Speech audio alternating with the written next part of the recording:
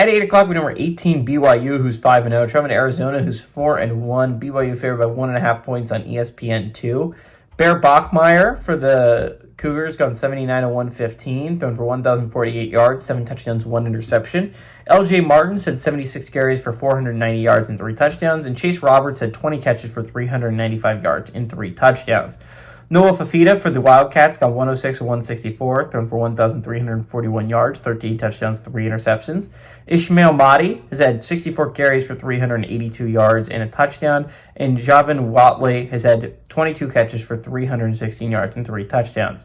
BYU is 13-12 against Arizona all time, a rather close battle between the two. Last 4 games have gone to BYU from 2016 to 2024, though. Arizona has not won a home game against the Cougs since 2006. Sataki is 4-0 when playing the Wildcats in his tenure here as the BYU head coach.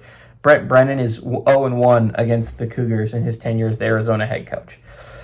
Good big game for both teams. You're talking about BYU is 5-0. They're going to be heading into a tough stretch coming up. And I think it's going to be really, really interesting to see how they handle that. They have some ranked games coming up on their schedule.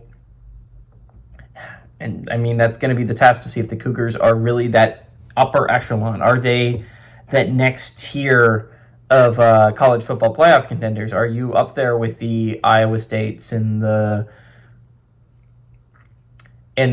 Texas Techs and the Arizona States of the world, right? Are you on that level? Because the 5-0 start is impressive, but they haven't really faced a quality opponent yet. This is their first one, road trip to Arizona. I think that's going to go poorly for BYU. I hate to break it to BYU Cougar fans. I don't think this goes well. The toughest team so far they've played is either West Virginia or Colorado. Maybe you can argue East Carolina. But they haven't really faced a quality opponent yet. Not a team that's legitimately vying for playoff contention. I think Arizona is that. They're not the greatest team on planet Earth, as shown by the drubbing they had against Iowa State a couple weeks ago.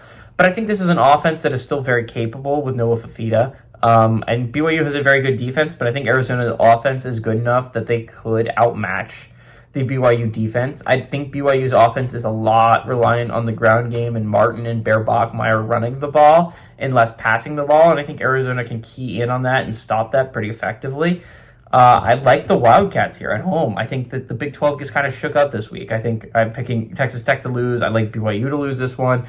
I think I picked against Cincinnati earlier. So again, I think this is a week where I think a lot of the Big 12, TCU to lose to Kansas State I picked.